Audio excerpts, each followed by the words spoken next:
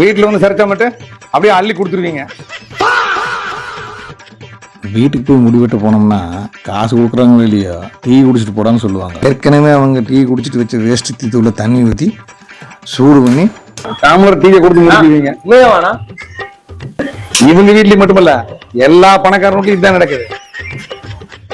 ஆனா ரெண்டு புலம்பிட்டே இருக்கிற நீங்க போங்க, சும்மா நான் வர சொல்றேன். யாருங்க அவரு?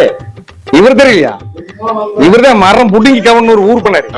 நடைப்பாரு முல்லைக்கு தேர் கொடுத்த வள்ளல் மாதிரி தெரியாது கஞ்ச பிசினாரி. டேய் ஷாருக்கானே எந்திரா மேல. என்ன ஷாருக்கானா? எங்களுக்கு தான் வந்து கருப்பான் சுப்பான் குப்பன்னு பேர் வச்சாங்க. இன்னைக்குதான் இவனுக்கு நாங்க வைக்கிற பேரு அவனுங்களே மாத்தி வச்சுக்கிறானுங்க தம்பி. டேய் எந்திரிச்சு போடா.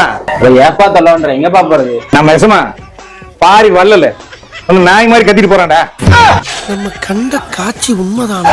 மசரு வெட்டணும் மாமா, அவன் தலை போய் 2 கொத்து கொத்தி விட்டு வந்துரு. வீட்டுக்கா? ஆனா போக முடியாது. போக முடியாதா? அப்படி என் கடை விட்டு வெளியே போடா. அப்ப என் சொத்தை பிரிச்சுக்கோ, நான் போறேன். 2 பொண்ணை கத்தியுமே உடஞ்ச உனக்கு கத்திரிக்கோள் இருக்குது, எடுத்துட்டு போ.